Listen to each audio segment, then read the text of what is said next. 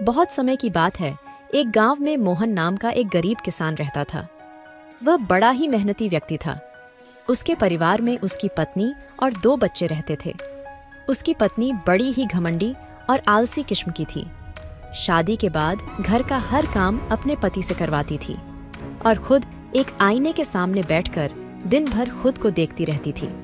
उसके बच्चे के थोड़ा बड़ा होने पर अब उनसे घर का सारा काम करवाती थी। वह हमेशा चाहती थी कि मुझे बिना कोई काम करे सब कुछ मिल जाए। तभी एक दिन मोहन के पत्नी ने सपना देखा कि उसका एक बहुत बड़ा सा महल है।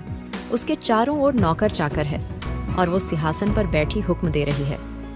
तभी अचानक छत से बारिश का पानी टपका, जिससे उसकी नींद खुल गई और सारा सपना चकनाचूर हो गया। इस गुस्से में अपने पति को बहुत सुनाती है और उसके जगह में जाकर सो जाती है।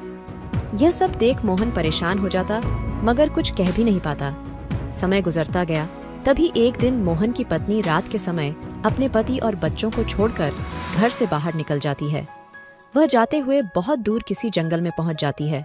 तभी उसे कुछ दूरी पर रात के घनघोर अंधेरे में एक चमकता हुआ प्रकाश दिखाई देती है और जब वह पास जाकर देखती है तो उसे एक अजीब सा सोने का दरवाजा जादुई घर जैसा दिखाई देता है।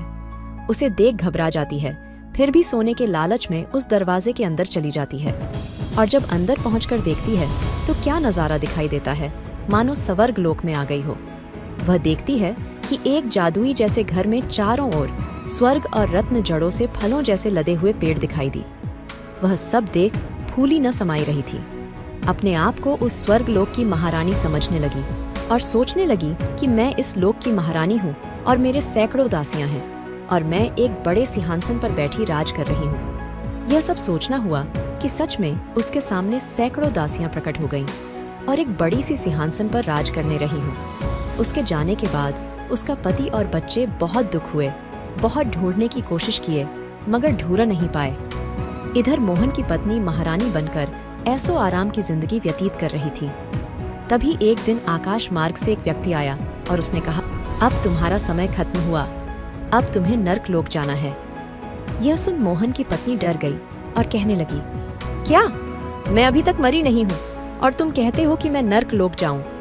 तुम होते कौन हो जो मुझे नर्क लोक ले जाने की बात करते हो? वह आदमी हंसते हुए कहता है, मैं स्वयं मृत्यु के देवता यमराज हूँ। किसने कहा कि तुम जिंदा हो? तुम तो कब की मर चुकी हो। देखो तुम्हारा मृत शरीर इस महल के द्वार जंगल में किस तरह से पड़ा हुआ है। यह कोई जादुई घर नहीं है और न ही कोई स्वर्गलोक या मृत्यु का दरवाजा है, इससे तुमने अपने लोभवश स्वयं चुना है, इसलिए तुम्हें अब नर्क लोक जाना ही पड़ेगा। मोहन की पत्नी अपनी मृत शरीर देख बहुत रोई और गिड़गिड़ाते हुए उनसे विनती करने लगी, मुझे क्षमा करें भगवान, मैं लालची और पापिनी हूँ। मैं अपने पति और बच्चे को छोड़कर आई हूँ। मुझे अपने पापों का प्रायश्चित करने दो। मुझे अपने परिवार के पास जाने दो। उनके साथ मैंने बहुत अन्याय किया है। अब मेरी आंखें खुल गई। आज से मैं कभी लालच नहीं करूंगी। लालच से सिर्फ धन और मृत्यु ही मिलता है, परिवार का सुख और शांति नहीं मिलती है। मुझे क्षमा करें देव। यमराज उसकी बात को स्वीकार कर उसे कहते हैं, ठीक है, तुम्हारी पति ने धर्म और कर्म से मेरी पूजा की है, इसलिए उसका फल आज मैं तुम्हें दे रहा हूँ। यह कहकर यमराज देवता उसे छोड़ देते हैं। अब शमोहन की पत्नी झट से अपने परिवार के पास चली जाती है और अपने पति के पैरों पर गिरकर क्षमा मांगती है और जंगल की सारी कहानी उनको सुनाती है। मोहन अपनी पत्नी को माफ कर देता है।